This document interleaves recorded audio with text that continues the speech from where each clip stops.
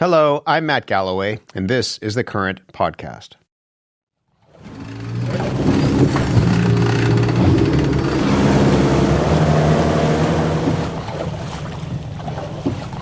This we call summer. Within minutes or hours, it'd be raining and windy or snowing. But we are troopers, right? We're Canadians. It is a blustery August afternoon in Iqaluit. Parka, toque, gloves, long johns. Yesterday in Toronto, I was sweating in shorts and a t-shirt. We are on a boat on Frobisher Bay going fishing. It's all white cap because of the wind coming from the south. We'll go through that channel, eh, love? Yeah. Okay. Everybody okay? Looks great. That's what I want to hear as a captain. So what else might we see out here on the water? Probably harp seals, some birds, slim chance of seeing whales. Hopefully we'll be the first to see a mermaid. You let me know. Breaking news on the Current. This place is unlike anywhere I have ever been in Canada, and it's having a moment. Politicians are talking about Arctic sovereignty. The smash hit North of North is showcasing Inuit life and culture to a global audience. It's also a place that most Canadians will never get to or fully understand. There are real hardships and traumas here, along with incredible resilience and joy. And today, we will meet the people tackling some of Nunavut's enormous problems head-on and shaping the future of the North. And we begin where so much of the life in this territory is based. Out of town, on the land. I'm Matt Galloway, in Iqaluit, and this is The Current. The landscape is incredible. I mean, it's just the rocks and the... Yeah, that's another thing. When you're going anywhere in Nunavut, each turn you're going to see some different landscape. There's no trees to hide behind up here. You're seeing nature up close everywhere you look. And in the distance in front of us, you could see, that there's layers of mountains coming up. It's just beautiful. When we're hunting out, looking for caribou, and we see antlers on top of the hill, in the distance, we call it Kilangwakto, which means almost in the sky, because behind it is the sky. And you see a perfect shape of a caribou. It's caribou hunting season. That's what we'll be on the lookout for soon. Johnny Flaherty is our captain. His wife, Sheila Flaherty, is a renowned chef. Hey, Halipe! Kandaming Arabi! Hey, okay. A small boat pulls up alongside us. It's a friend of Johnny's, and he cautions us about the choppy water. There is a bin of raw meat next to him on that boat. Earlier today, a polar bear was shot, and he's bringing some of the meat back to share with the community. Polar bear meat is a delicacy in Nunavut, which explains why so many people suddenly gathered by the water, carrying bags and boxes as we pulled away from the shore. We are out fishing for Arctic char. Island, right there. That's where we're going. You want to throw that anchor overboard? Anchors away. This is called Bay of Two Rivers. We're going to set up nets over there. Hey, lovies, we know what to do. We're going to bring the dinghy down and put the kicker on. That's a little motor that will get you out to the island. You have a paddle? Okay, good. 2 thumbs up. What I need is my nets and rocks. I'm going to use those as anchor, and I'm going to tie the main rope on the island, set up the nets that way. Got it? Yeah. And I'm going to the island. Bye, love. Good luck. Johnny ventures out to set the nets, and I stay on the boat with Sheila. We have been on the water for hours. Everyone is feeling the chill, but the chef has that covered. Are you hungry? I braised some a caribou brisket and spine. Essentially, we're eating the leftovers, but we don't like wasting food. We're really mindful of that. Oh, nice blue flame. Sheila fires up a small camping stove. With our meat, we have to cook it slow, whether it's caribou, seal, polar bear, because all the meats are very lean. So Tell me a little bit about being out here and what's important to you about being out here on the land. being out here with Johnny boating in the ocean, it's like I'm communing with what my people have done since time immemorial. There's a connection that makes me feel whole, boating, hunting, harvesting. How does that play out in the food that you cook, that sense of connection? I think people really feel that from me. Every event that I've been asked to be the chef of or any catering I do locally, people are just blown away with the food. And sometimes I cook very simple things like stew. Like we're about to enjoy it any minute now. But sometimes I like elevating our Iqaluit, our Inuit food to another level, like caribou Wellington as an example. So however I prepare a dish, people really feel grateful for trying Iqaluit, and that really brings me joy. Tell me more about that, because food is like this portal, right? Like it's a door into cultures for other people. It's not just sustenance, right? What does it give you? It brings me to a level of peace. You guys want some? Are you ready? Oh, yeah. Okay, we'll talk more, but we should eat hot stew while you're cold. Of course, there's lots, so don't be shy. Here you go, Matt. Thank you very much. You're welcome very much. Goodness. I'm just going to put my hands here to warm myself up.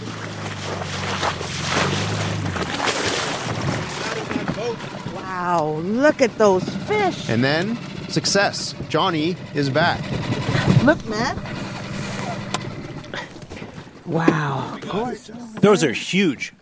1, 2, 3, 4, 5, 6, 7. Amazing, love. Yeah, 7 it is.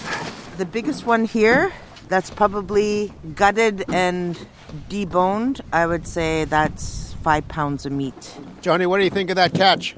I'm happy. When we set out several hours ago from Iqaluit, across the wild waters of Frobisher Bay, bouncing on those waves, is this what you would hope for? Oh, yeah. Oh, I'm excited. You'll have fresh Arctic char. I'm excited. We'll have fresh Arctic char. We're out here in this little channel, and it's stone quiet. It's just so still. How does that make you feel, being out here? When I'm here, it's my church. It soothes your soul. And I think you're feeling it too. Everyone is feeling it. Like you're just calm to your bone and you feel like you belong here, even though it belongs to everyone. It's really good of you to bring us out here. It's good to have you guys here, especially if you never experienced it. No. And for us, it's like welcoming anyone. Part of what we want to do, like our company Iqaluit, which is an Inuit culinary tourism venture, but we're also looking to offering our guests opportunities to come out with us by boat or by snowmobile, because you can explain it, but I bet you anything, when you take a picture of the Nuna, of our land, a photo doesn't do it justice. You actually have to be in the space to actually see how magnificent and grand our landscapes are. If people come from elsewhere, like from down south, or what do you hope they learn from that kind of experience? I would hope that they learn to be as best allies as they can to Inuit knowledge, especially, and that everything we do is not only for ourselves, but we're thinking of the future. And what we did today is not only for supper that I want to cook, but it also is an exercise of food sovereignty and food security, actually. I wish every Canadian could have the opportunity to see what we saw today. I feel really lucky. I could see it on your face. And thanks for being here in Iqaluit, and welcome to Iqaluit. It has been an incredible 7 hours on the water, and we return with a tub full of the freshest fish imaginable and a creative chef who knows just what to do with them.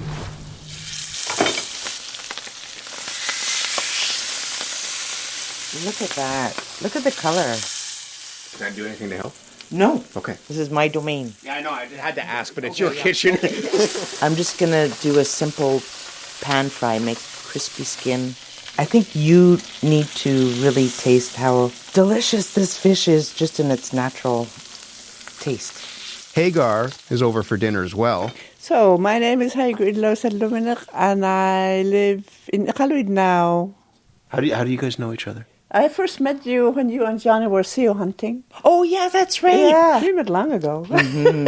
Yeah. Yeah. You helped me mudchuck my bearskin. Yeah, that was fun. I was so bad at mudchucking that you pretty well mudchucked my whole polar bear hide. What does that mean? You're removing the fat from the hide. How do you do that? With Yeah. the curved kind of Yeah.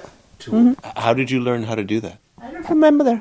Why is it important that these sorts of things continue from generation to generation? It's part of us that, it's part of being a family. Like, you pass down the knowledge. And like, I know, Sheila, you made comics before, which turned out to be beautiful. It's something that it brings pride. Part of the culture is also, it comes with language. So, like, when you do, there's some things that it's hard to say it in English. Like, it's a way of being. What did you say, that there's certain things that are hard to say in English? Like what?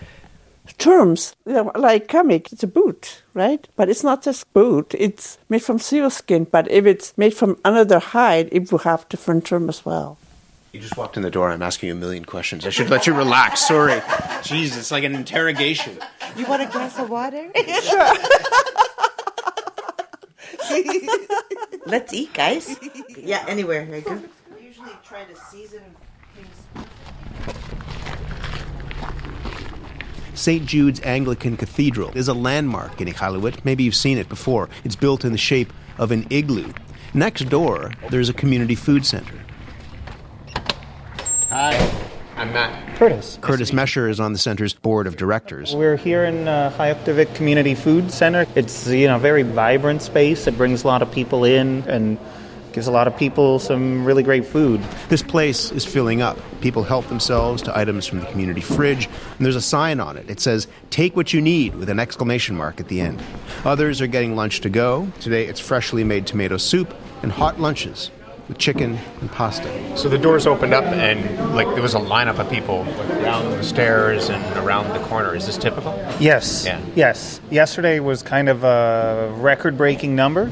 It was just under 10%. It was around 8% of the population. 10% of the people who live here came through the doors Yeah, around 8.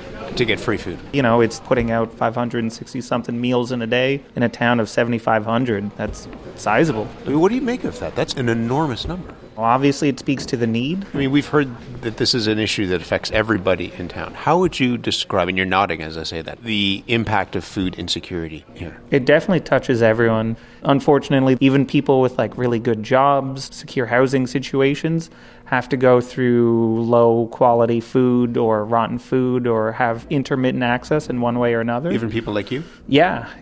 Hopefully I'm a lot more insulated than other people in town just because of the fact I'm able to do well for myself as a lawyer, and I'm good. I don't have a large family or anything I have to also support, but it's not uncommon for people with really good jobs to have rotten milk for certain items because it's only lightly expired, or you go to the stores and someone will post there's only lightly molded berries for sale. So it's not for free, it's still for sale, but at a discount. So everyone does a run on moldy berries and picks most of them away, and that's considered a good day. What do you think people down south, what don't they understand about that? Food insecurity is one of those terms that can mean different things to different people. What don't people who aren't in this situation understand?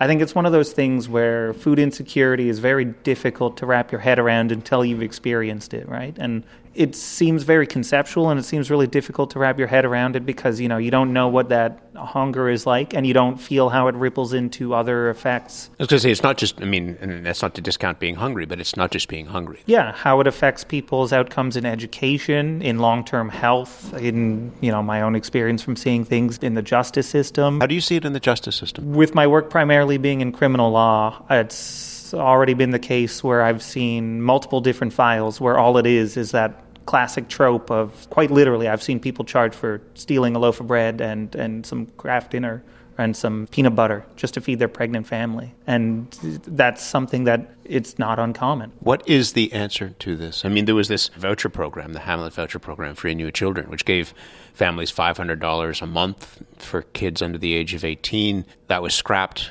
around the time of the federal election, which has left families in a lurch. What's the answer to this? It's very difficult just because it's such a multifaceted issue. I know at least with Iqaluit, we're doing quite well in trying to empower hunters to provide country food at a low cost or no cost for people who need it, because often that's the cheapest or most nutritious food you can get in town. And even then, that's kind of a drop in the bucket in terms of food insecurity overall, because as you're mentioning with schemes like the voucher program or even the Nutrition North program, they're well-intentioned programs, but it still ends up with a lot of issues when it's really just something that people need to provide for their family. How are people meant to survive in a community like this, then? I mean, I think you see it here. Maybe we're not meant to survive this way, but we do survive in terms of relying upon each other, having a community that supports each other, be it through providing staples, free food, prepared food, looking out for each other. It's not an ideal answer, but it's something that works with us and is pretty well entwined with our culture as Inuit for taking care of others, making sure everyone has what they need and has what they can to keep on living. So people are wrapping up their meals. My name is Martha Conley. Good afternoon. How are you? I'm full. Full. How was lunch? It's very well done. And I heard a lot of my people enjoying their food today. And it's very important to all the Inuit peoples, especially with the kids and the homeless. This is the place they end up eating. I got a good home and a good food, but sometimes I like to see people, what's going on. Today I find the food too expensive now in Iqaluit. And so a place like this really helps. Yeah, this is the best place in Iqaluit right now for especially a lot of people whoever want to help. Please do funding to Soup Kitchen and to my people. It's nice to meet you. It's true. Yeah. Thank you. Ilali. In this space, there's a country food store as well, right? Can you take us down there? Yeah, of course. It's just across the hall. Country food is such a big deal for our culture, not only as proof that it is still active and knowledge is still being passed along, but honestly, too, it's just sometimes it's the cheapest food in town, the most nutritious food in town, and it's something that we've been doing for thousands of years and hopefully we'll be doing for thousands of more. So it's important to have this here. Well, we just go around this corner.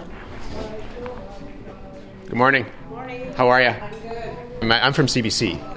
My name's Matt. Hi, Matt. How are you? Hi, Neil. Tell us about this place.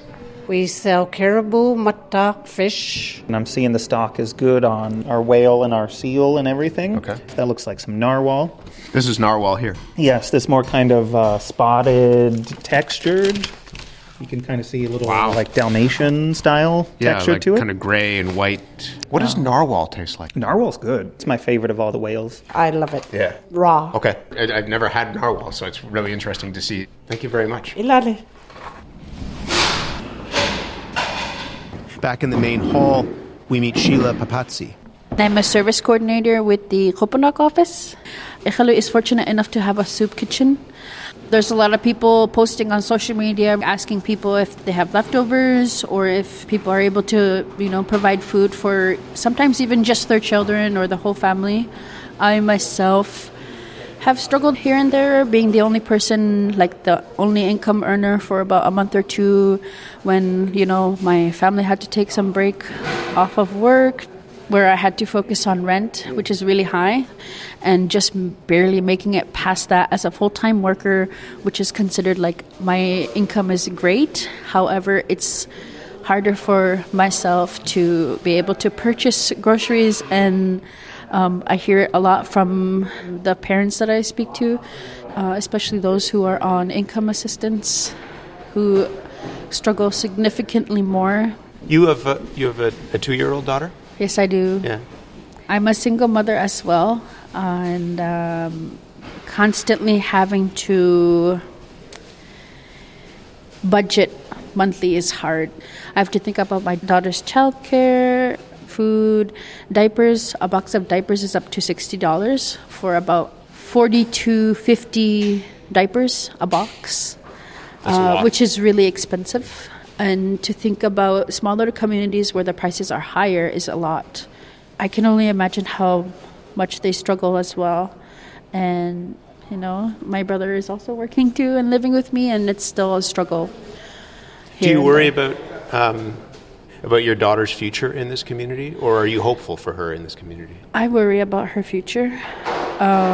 Just growing up here in Iqaluit, we've had some people who moved from southern Canada and were in the same grade as us. However, there was a couple new classmates telling us that what we're being taught was taught in the 6th grade while we were in grade 10.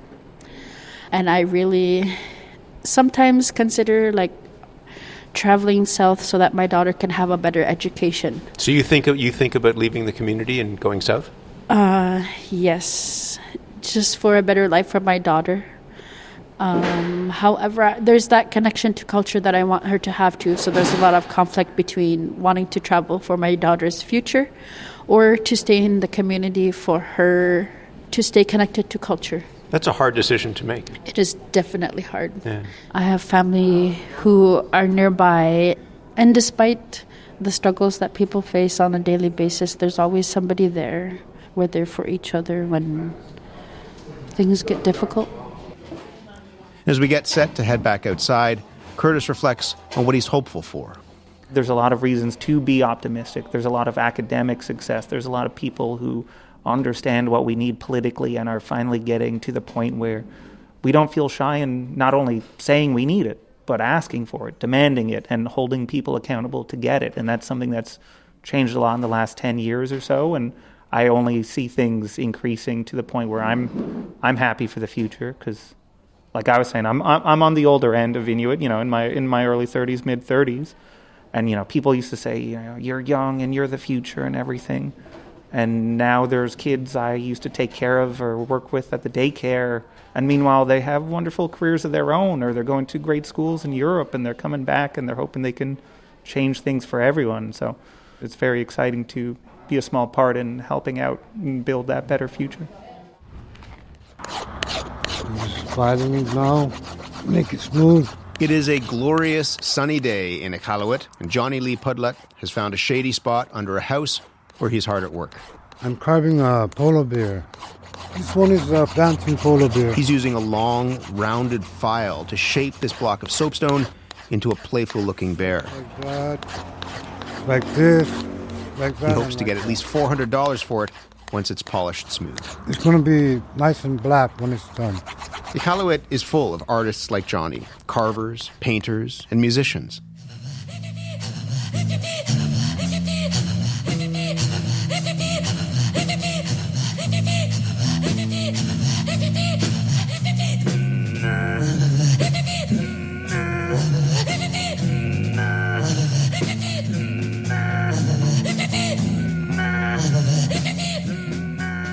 That's Nancy Mike. You might know her from her time in the Juno-nominated band, the Jerry Cans. She is a force in the Iqaluit arts community. She does it all. Throat singing, printmaking, fashion design, and textiles. You can even spot some of her work in the smash hit CBC television program, North of North.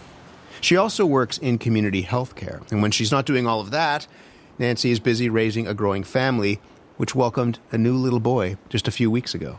We sat down in her yard in Apex, just outside of Iqaluit, overlooking the bay and with baby in arm.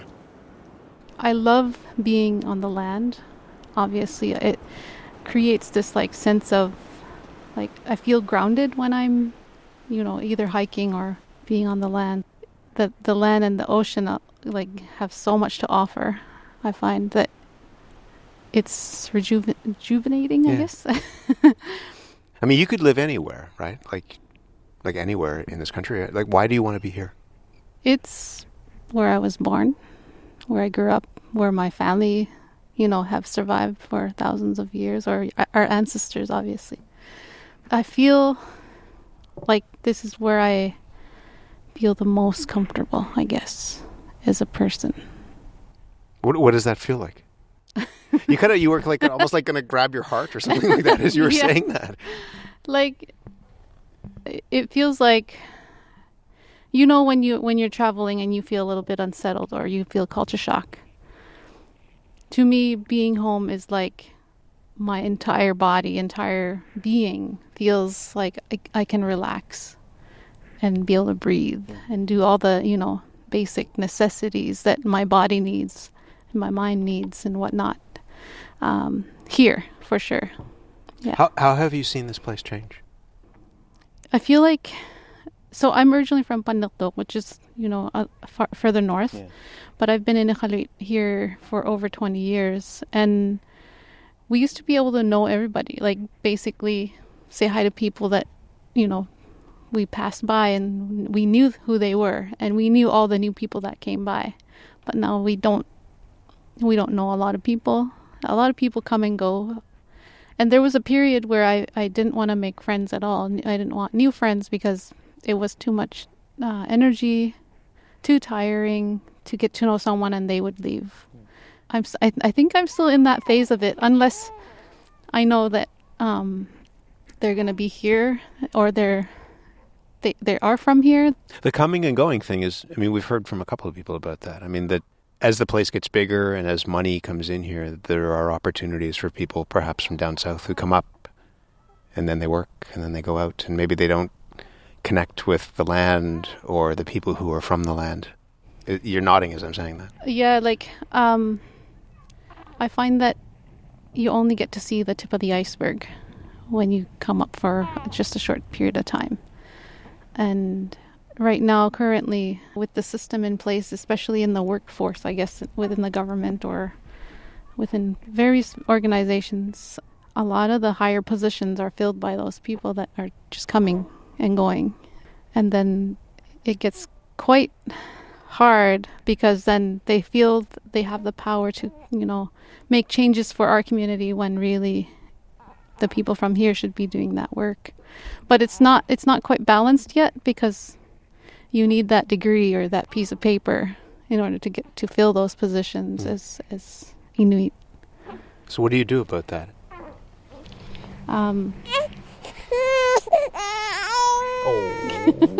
It's our fault. It's okay. Just feed him and then we'll continue if that's okay. Yeah, of course, yeah. One of the shifts that I see happening is that not labeling them as these big titles where, a hunter might go out with a group of young people to teach them very important life skills. But we acknowledge them as being like one of the most important people to teach the next generation. These, the knowledge. It's not only just hunting, it's like teaching them what it means to live a good life.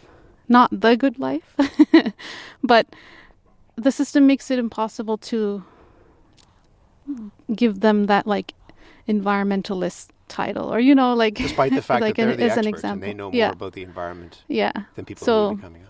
Even though it's not being officially done, we're acknowledging them now as important people, So there's that shift of, okay, let's kind of move, around the system so that we do it our way. But still, it's not quite enough. Tell me about the role of art in your life. People know you as a musician, as an artist, as somebody that's a huge part of your life. But for you, what has it meant? Art has always been a part of Inuit, whether it be, facial tattooing or singing, drum dancing, whether it's documenting the history or expressing your emotions, that sort of thing. For me, it has helped me to cope with the struggles that I've gone through in my life, but also to reclaim my identity as a Inuk and to learn knowledge that I feel like I normally wouldn't gain if I didn't ask questions, or if I didn't draw something and then people are asking what does that represent, or what does that mean? And sometimes if I'm inspired by, being on the land or creating traditional clothing or that sort of thing, I start to ask questions within my family, like why did Inuit make this, or why did Inuit use this? Like whether it's a tool or a piece of clothing, or how to butcher a seal, or anything to do with our culture. I find that art has helped me to gain knowledge that I feel like I wouldn't otherwise if I wasn't, curious or wanting to express my own feelings through art. So it's brought me to a place where I'm not only expressing my feelings, but also gaining knowledge in a very holistic way. Like, one of the things we've been asking people is what is something from up here that folks down south don't understand? Do you see that as an opportunity, the art that you create, to help tell people a bit more about the story of here? Yeah. Do you know what I mean? Yeah. In my music career, for sure, it was a lot of wanting to empower youth. But then we toured all over the world, especially in southern Canada, that it almost became telling stories of what life is like up here without adding those stereotypes that everybody portrays. But now I'm kind of focused on utilizing art as a tool for reclaiming various different things, especially in the work setting, or making textiles that are based off of, inspired by our animals and the land, in hopes that not only do we have more Inuit-made things, but we also get to learn more knowledge around, like a fish or different things that come around through that. He's speaking up for what he wants. Yeah. What would you want for his future? He's almost a month old. Yeah. And so when you think of this place, what would you want to see for his future? I think one really special thing we do as part of, life goes, when a baby is born, we name them after people who have passed on. And his name was special because it comes from Greenland. His name's Tuilik, and it means it's a parka specifically made for being out on the kayak, which is a waterproof parka, and it represents strength and protection. For Inuit to feel that sense of pride and to carry that knowledge forward, I guess, is one thing that I want him to follow as a Inuk. But also, it's been very tough to go from not feeling comfortable in a school system where it feels very forced, I guess, in a way, to trying to figure out who am I here, to be from here, and how do I fit in what feels like two worlds. I've always been drawn to Inuit way of being or doing all my life, but in order to pay for bills or even this spot where we are, our house, we need to have a job. So having to get that nursing degree and then balance it out with going out on the land or catching a fish, or as simple as just living our life the way our ancestors taught us in a holistic way, definitely hasn't been easy. So finding that balance has been hard, but I'm hopeful because now I feel like I've come to a place where I feel like maybe I've found the balance quite a bit more than I have in the past. So I'm hopeful for my kids that they'll find that as well. It's neat to see you smile when you say that. That's really powerful. Yeah. Thank you very much for talking to us. It's a real pleasure to talk to you at any time. But here, looking out over this land and with a little baby there, it's awesome. Yeah. Thank you. Yeah, thank you for inviting me.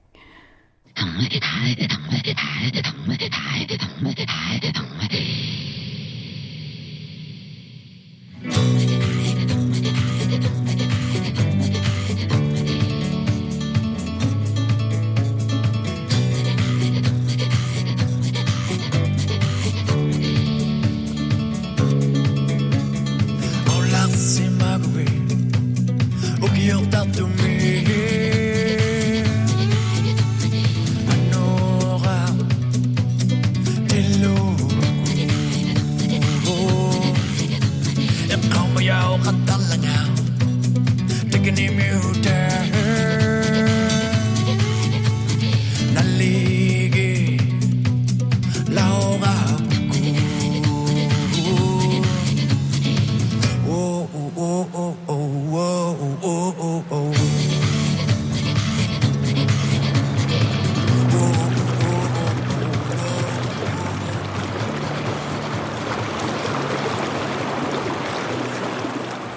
At this time of the year, day and night, people in Iqaluit are out on the land, hunting caribou, seal, and beluga whales. They're picking cloudberries, blueberries, and crowberries. And along the rushing banks of the Sylvia Grinnell River, people are lined up, rods in hand, hoping to hook some Arctic char. My name's Emily. You're the fish whisperer. I shake your hand. Might be a fishy smell, but... Why do they call you the fish whisperer? I guess because I just caught some nice big fish. It's Arctic char. Yeah. The two I just caught are fairly big. I'd say maybe about 10 pounds, the biggest one there. Yeah. How did you become the fish whisperer? What is it that you have? They were down there. They were like, you got to talk to the fish whisperer. Like, what's the magic that you have? Well, they really like orange. So this lure is called a buzz bomb. And when you're fishing with it, you kind of have to jig it a little bit. It goes up and down like this, and it catches the fish attention. You should get back in the water. Oh, that's okay. I'll probably catch more. No problem. Thank you.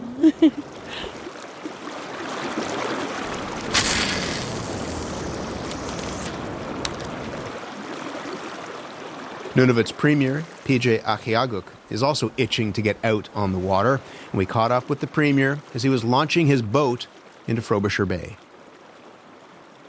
Just describe where we're standing right now. Yeah, it's God's country, really. We're right in the shores of Iqaluit. Can't ask for anything better. And right? you're getting on your boat and off you go. Well, with family too, and that's what it's all about. Tell me about what makes this place special for you.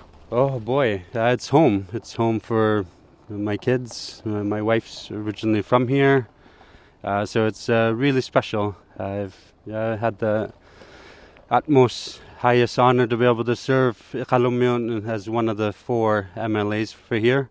That's going to end in October. You're not running for re-election. No. So why? Spoke with the family and we felt it was time. I've been in politics for over a decade. I'm really proud of the important milestones we were able to achieve. Like what? Whether it's like the devolution agreement, which is really bringing decision-making back to the people.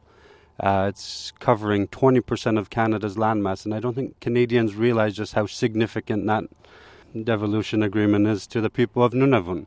And you look around here, and really it's the people who call this home should make decisions about their future, and that's always been at the core of it. So looking back, getting that was something I feel very proud of, whether it's the implementation contract where we secured $1.5 billion over the next 10 years to really fulfill the Nunavut agreement, which is really the foundational piece of why the territory was created. This is just another chapter, but there's a lot more, I think, over time as we start looking at building our own resources and building up the economies that we see, whether it's in the resource extraction or whether it's in the blue economy. Fisheries right here, you look at the deep water port here, the only deep water port here in the territory as well. Yeah. And you're seeing a boat just coming off here as well. It's a good day. Everybody wants to get out to the water. Yeah.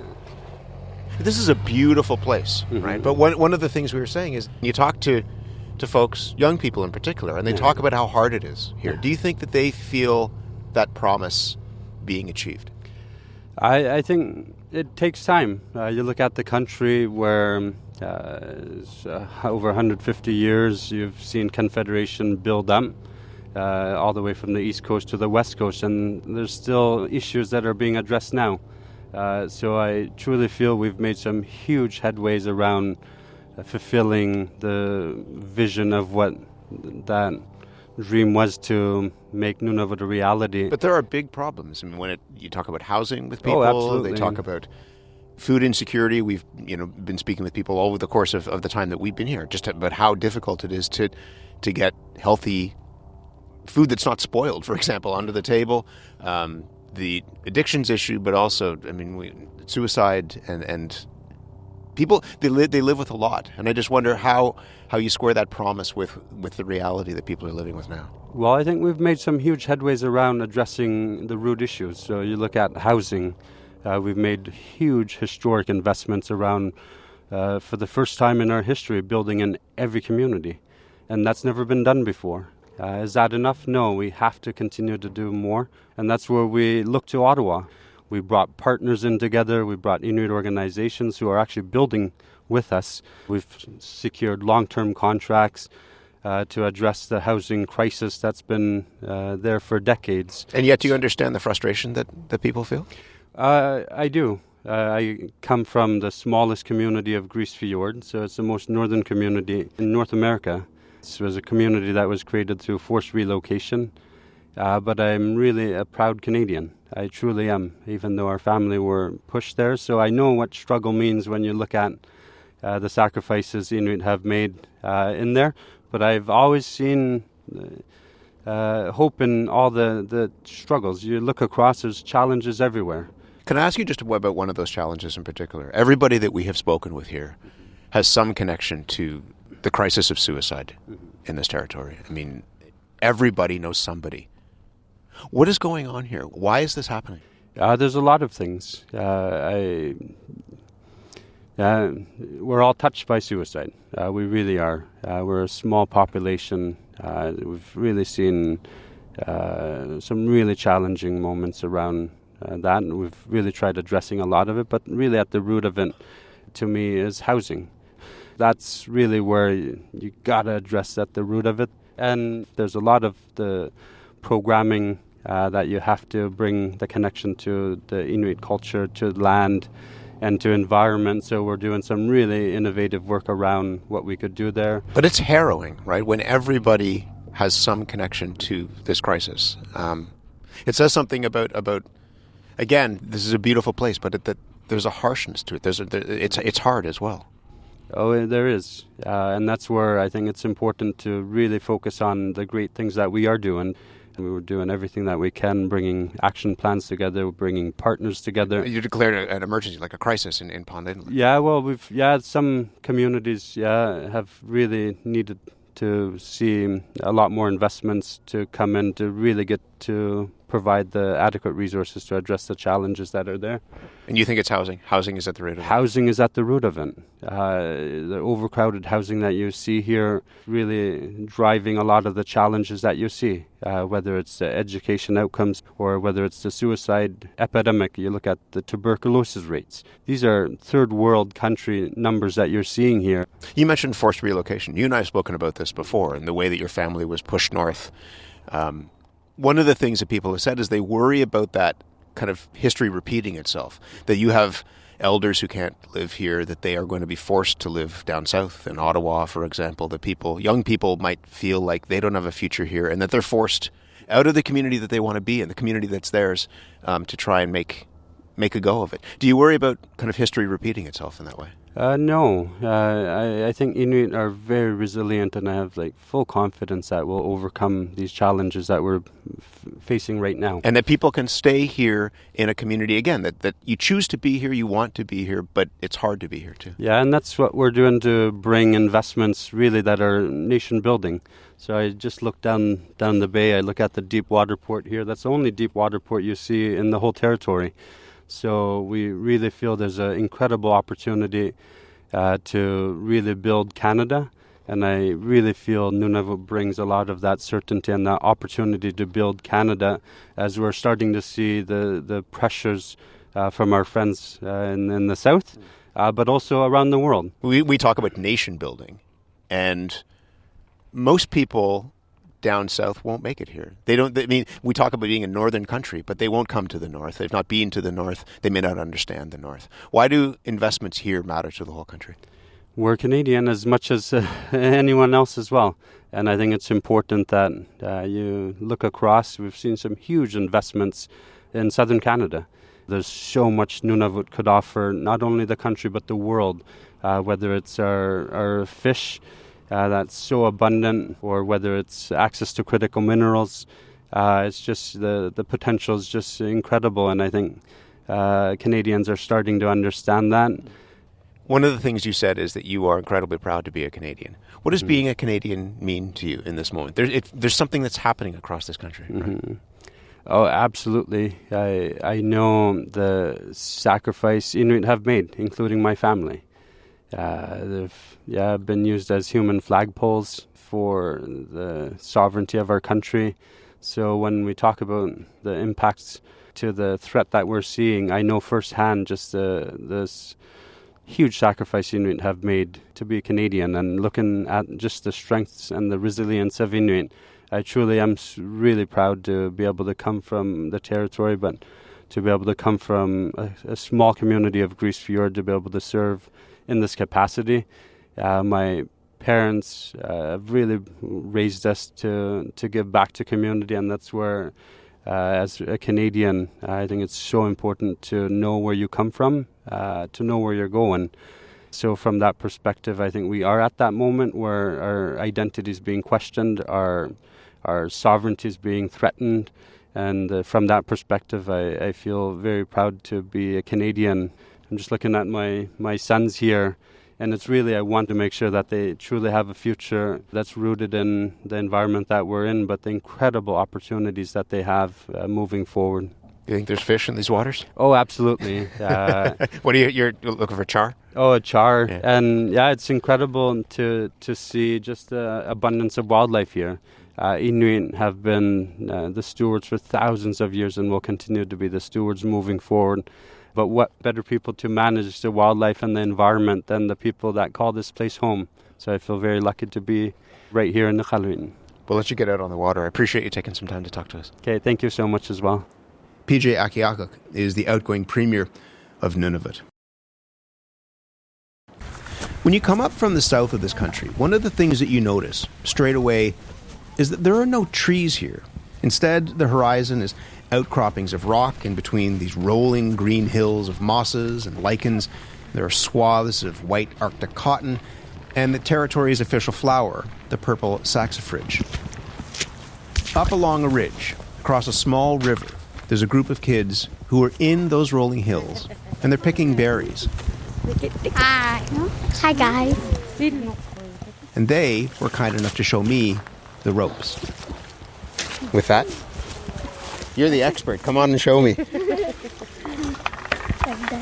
that rake, scrape it through, and they just go in there. If you look hard enough, hidden in that thick, mossy floor, there are little blue crowberries. The kids are using these plastic scoops with what look like prongs of a rake at the end to scoop up as many berries as they can hold. That's fast. Yeah. It's a lot faster than just picking them with your hands. Yeah. Little bit mushy. You want to try? Sure. So what do? I just go like this, kind of rake it through the grass and through the flowers. You got more than I did. You're much better at this than me. Should we eat one? Yeah. Okay. It's good. It is good. Thanks for taking us berry picking. Yeah. Bye.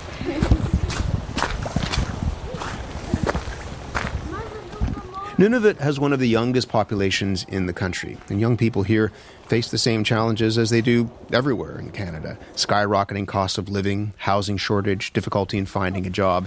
But here, these pressures, like the landscape itself, feel more extreme. Gwen Natzik is studying at Nunavut Arctic College in Iqaluit. She is also president of the National Inuit Youth Council, and we caught up with her at the college's food bank, a food bank that she helped start. We just had a food order come in this morning, and then we'll have another one. So hopefully we'll be all set up for students to come in on the 2nd when most of the other classes are starting. We have bananas, pears, and apples. We have potatoes, instant oatmeal, evaporated milk, peanut butter, tea. Well, I mean, what does that say, that there's a food bank here on campus? So a lot of students here struggle with getting funding on time or just transitioning into the city. So what we do here at the college is we make sure that we have basic necessities when they first come into the school. The freezer has Eggos, burgers, chicken nuggets. And a giant fish. Yes, giant Arctic char. Yeah, we're trying to get more country food, and hopefully we'll have a bigger freezer for that because fish almost doesn't fit. Yeah, this is also a ptarmigan. Oh, wow. Yeah, so, typical fridge in the north. You were born and raised here? Yes. What is it like to grow up in Iqaluit? I enjoyed it. It was quite the experience. I think I've done a lot of fun things. My boyfriend's from the south, so every time I explain things to him, he sits there and he's in shock sometimes. But to me, it's just like normal, you know, it's just the way of life up here, and that can really amaze people because it's just complete different. It's a good life up here. What's the hardest thing about being a young person here? There's no housing. What does that mean for you? I mean, we've heard that since we got here. What does that mean, there is no housing? It means that when I graduate from college, currently I'm a resident, I'm not sure where I'm going to live unless my job provides housing. If that's not the case, then I either probably have to move to Coral Harbour, a smaller community, which might not have housing either. I might have to live with my 5 other siblings and my parents and teach there until housing is available. But the housing list, I've heard that people joined the housing list back in 2018 and they still haven't heard anything. What does that mean for young people if there's nowhere for them to live? And we've heard stories of people, 15, 17 people in the same house, for example. If you are 17 or 18 or 21 years old, and this is your community and this is where you want to live, but there's nowhere for you to live, what does that mean for them? I think the sense of belonging kind of goes away at that point because you don't feel connected to your community anymore as much as you try. And a lot of youth at that point decide, like, okay, I'm just going to go to school in the South and they'll see how that goes. I feel for them, It's very tough, not being able to afford anything, not knowing where you're going to move once you're done schooling, or if that's even going to be an option for you up here. And a lot of people now who are taking college have families with them, and they have a lot of people who depend on them. So it's a lot of pressure put onto someone, and not having the proper supports can really damage your mental health. Our students are not going to be able to focus on their future and their success. Is this something that you yourself have gone through? I mean, those sorts of struggles? Yeah, there was one point in my college years where I was really struggling and I had so much going on at the time. But it was also really hard for me to go to someone and say, hey, this is something I need help with. So once I slowly made my way to get better, I realized I need to make it easier for other students to access these things. So when I was going through my depressive episodes, the food bank here wasn't properly stocked. And I would get a lot of emails and see a lot of posts on Facebook asking when the food bank's going to be refilled, and it didn't take long for me to be like, okay, this is silly. I need to get this done. I might as well put my hand in it. How are you doing now? It's good. I'm enjoying it. It's opened up opportunities for me, so I'm excited and I'm learning things as I go. So, what needs to be done? And I ask you this kind of as somebody who's lived through this, but also now you have the ears of people who are making decisions. What needs to be done to address the issues that young people face so that they can not just survive in the community that they want to be in, but that they can actually thrive, that they can be all the things that they want to be? We need more peer-on-peer support training in the mental health aspect. A lot of people in the smaller communities depend on their peers, and that's how Inuit view it. Like, we're all connected as a community, so if one person's struggling with mental health issues, we're all struggling as a whole. So giving each person their own mental health toolkit, essentially, and also training them on suicide prevention and how to deal with an overdose. I also think a lot of youth need more support when it comes to post-education. So I said it before, but a lot of youth travel to the South for school, and it's really great. And I wish sometimes it was something that I did, because I see the benefits of being in a new space and interacting with different people and making those types of connections, but also being able to bring it back home and use it. I'm really proud of all the other Inuit who are able to go south and take schooling in the South, but a lot of them sometimes struggle while they're down there, and they get really homesick and they come home early, or they just have issues, like we go through a lot back home. So when you're far and you can't be connected to family members when they need it most, it's really tough. So having that type of support for them, or even just tutor training for Inuit from the smaller communities, because I know there's some language barriers there and some hesitancy to speak English. And there's like so much that could be done, and I think we definitely need more job opportunities in the smaller communities if we want youth to stay. How do you see, the territory is 25 years old. If you were to go 25 years into the future, what would you want Nunavut to be? I want us to have better Wi-Fi access. Which again, for somebody down south, seems like that's a small thing, but that's a huge thing. It's a huge thing up here. Like, a lot of our work is done in communications with the South, which is done online. So if we didn't have proper Wi-Fi or satellite connection, we'd be kind of screwed up here, Yeah. What else? Better healthcare, for sure. A better rehab and addiction center with all the addictions that we face up here and all the mental health issues and everything. It would be really beneficial if we had our own center up here. Are you optimistic about the future here? I am, yeah. I think it's a little bit hard for me personally to think of the future. I'm constantly someone who thinks in the present and wants to make sure that I'm making the most of what I have right now and enjoying the life that I was given, because I'm really privileged to be at the place that I am now. And sometimes I try not to think too far in the future and really think of what's coming, because you can't really enjoy what's happening now or realize what's happening now if you're focusing too much on what you want to get done later. As Gwen mentioned, mental health is a top concern for this community. Just a warning, this next interview deals with suicide. Nunavut has the highest rate of death by suicide in the entire country. Earlier this summer, 3 young people died by suicide in the tiny community of Pond Inlet. Janet Pitsiulek Brewster is an Inuk MLA in Nunavut, and for years she's been working to get this crisis declared a public health emergency. Janet took us for a walk through rows of painted wood houses leading us down to the shore. Tell me about this sign. I saw this sign this morning, and it says, "Stop suicide, you're doing amazing, you're beautiful." What do you make of the fact that a sign like that is very prominent here on the side of the road?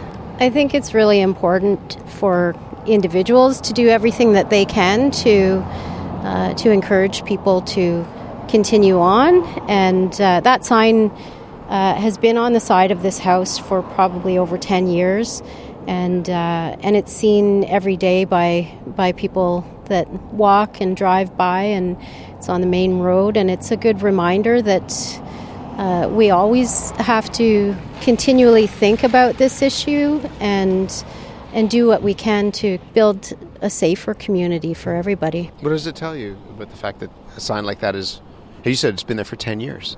Or more. Or more. Yeah, I don't remember not seeing it. Yeah. Well, it tells me that this has been an ongoing struggle and issue for so many people, and I would say we're even decades away from addressing the issue. It's going to take generations. Our family has had a bit of a difficult summer due to losing a really important person to suicide. And I'm sorry. Yeah,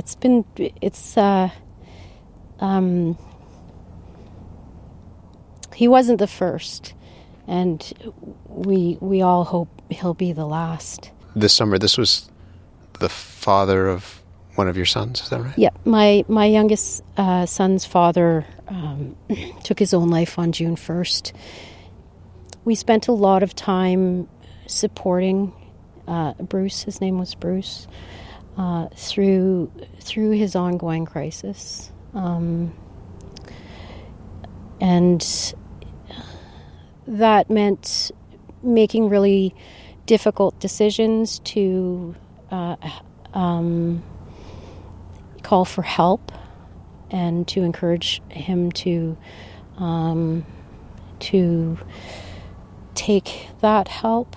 which meant that he was on a number of mental health holds in the hospital, and he was actually in Manitoba at a mental health facility as well for a brief period of time, and all the while he was continuing to do what he could to maintain his employment. He was employed by Nunavut Tungavik Incorporated, and they were incredibly supportive, and they have been very supportive even to this day. And so it was challenging because my son was in his mid-teens when it really became apparent to him. And so it was challenging for me to both be a support for Bruce as well as to be protective of our son, to ensure that he didn't experience anything that would cause a great deal of trauma that he would carry with him. And my goal in raising my son Miles was to raise him in the absence of trauma, and that might seem like a really strange goal to people who aren't living in community where there's ongoing trauma, there's intergenerational trauma, and there's a cycle of trauma, and so we both Bruce and I worked really hard to do that, and then as our son got older, he was providing more support to his father, and was a key to helping Bruce to survive as long as he did. And Bruce also worked really, really hard to persevere. And I think it's that perseverance was a really huge part of what allowed him to stay on this earth for so long, and his resilience and the resilience of our friends and family and community was part of that as well. However, it's really clear that people don't have an infinite amount of resilience. And when that resilience runs out, that's when we lose people. It's awful. I'm sorry. Just about everybody we've talked to has some sort of connection to this. And to go through this once is one thing. This is, as you said, not the first time that this has touched you. Yeah. Before Bruce and I had our child, actually at the beginning of our relationship, I was fostering one of my young cousins. He was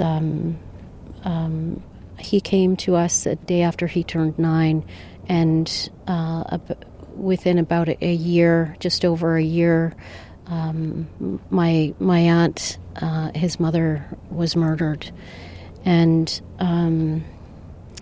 so we did our best to support Jaco, and our family and community wrapped around him, and he grew into adulthood and had young children, and he took his own life in 2023. It's so difficult to talk about. I can't imagine what you and what your family have been through. This territory has the highest rate of death by suicide in the country. How do you understand that? How do you understand what's going on? Why is that happening? A huge part of that is related to intergenerational trauma. There really hasn't been enough done to address the issue of the lack of substantive equity. Our communities are struggling with high unemployment rates. They're struggling with lack of housing, with food insecurity. And unless people are well housed and fed, it's really hard to deal with old trauma as well as new trauma.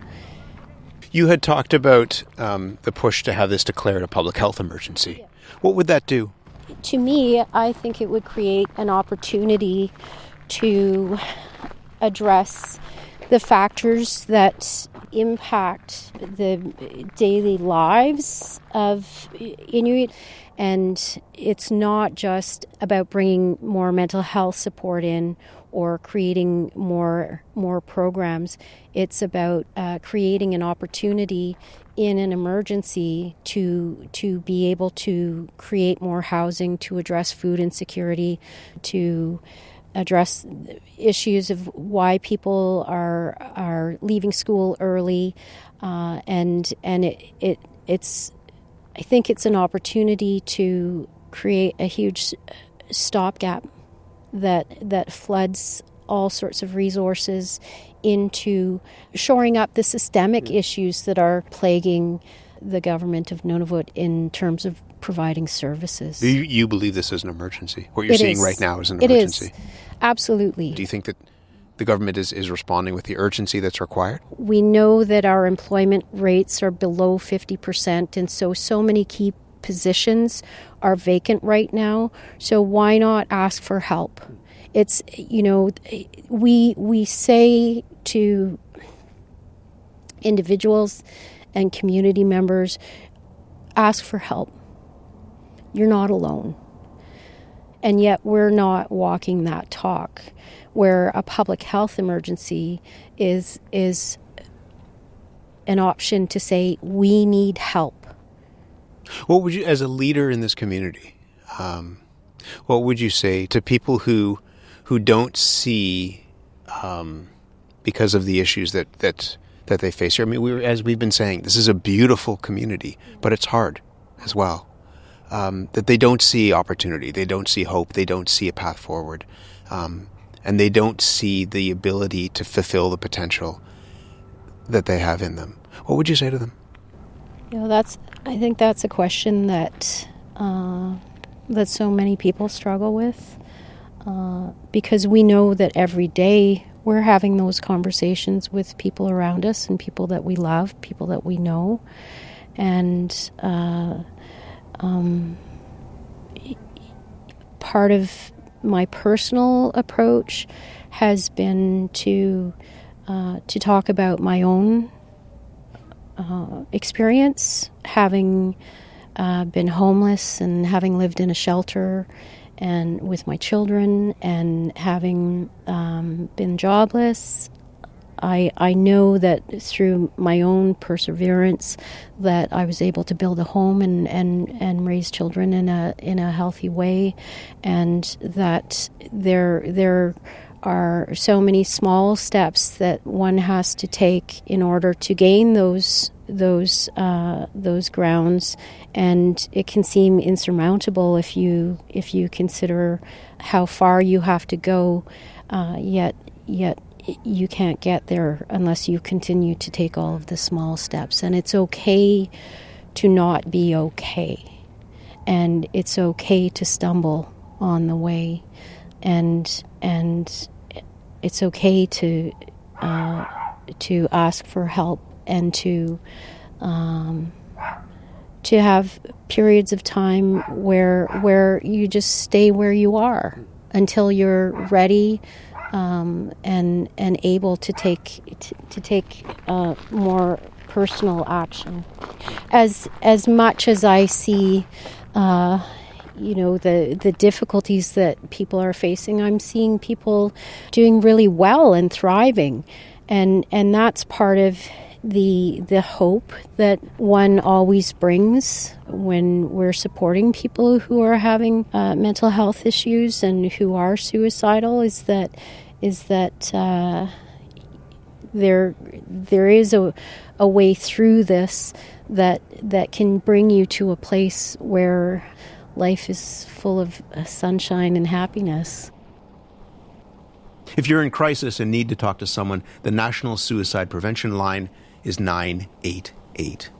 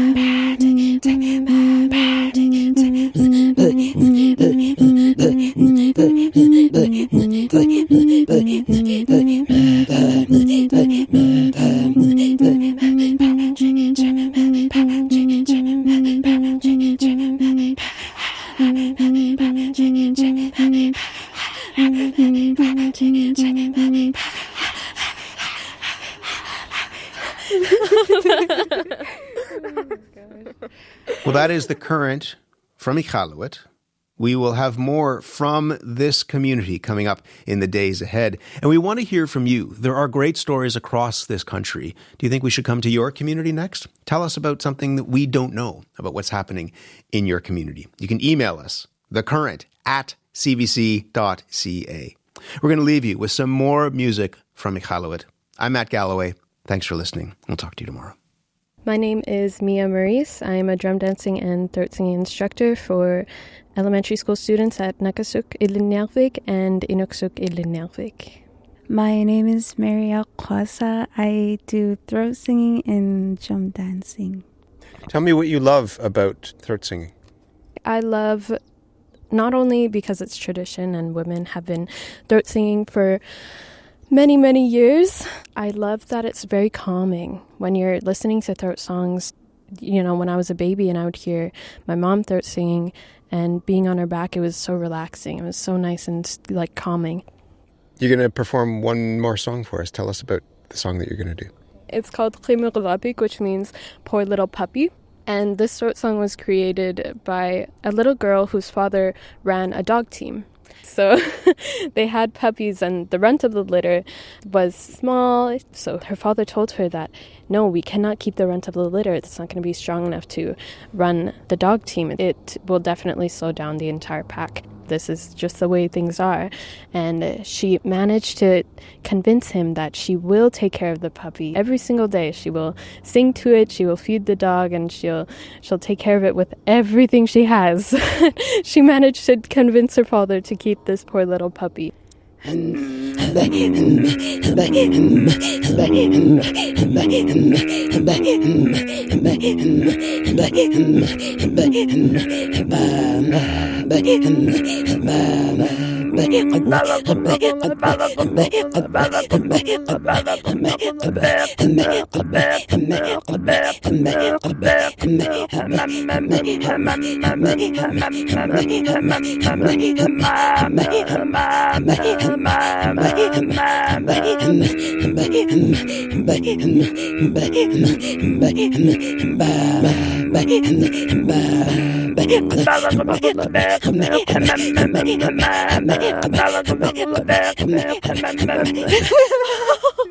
We laugh at the end because it's sort of a competition. Like, you want to see if you can mess up the other person. She messed me up. You've been listening to the Current podcast. My name is Matt Galloway. Thanks for listening. I'll talk to you soon.